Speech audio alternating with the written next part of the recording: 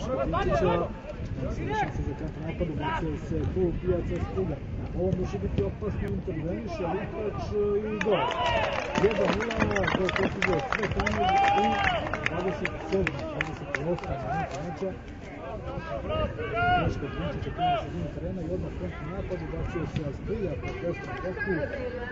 Šutirao, Lukač je intervenisao i samo da je Cvetanov koji šalje loptu u mrežu glavom i eto Bugari od 27. minuta vode se 1-0 za Vladimira Vojkova, onda se je šansa za Branka Lazovića, ovo može biti opasno. Škuletić pokušao atakom, ali na kraju završio na pravi način prvog minuta. 1-1 i 8-9 minuta meča utakmice, dakle 53. minut meča. Predrag Luka postiže novi gol u dresu Partizana na pripremama u Turskoj. Partizan je uspio da izjednači 1-1 posle Cvetanov, povratna lopta za Manolera.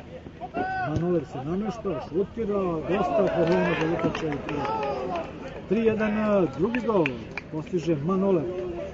Greška čuvara mreže Partizana, pardon, Nikola Petrović je izvinjenje čuvara mreže Milana Lukića, Nikola Petrović je primio gol koji mu ide na dušu, tako da Lipic od 63. minuta bude sa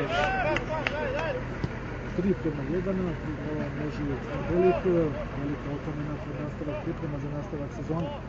Ide Filip Malbašić po desnom boku. Udar Filipa Malbašića. Lopta ispred. Malbašić.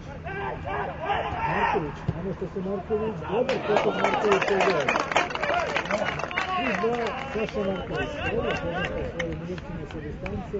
Jer upravo je pokazao da zna da postigne gol sa velike igranosti. Momaćem je bio Aleksandar koji je do sada branio sjajno.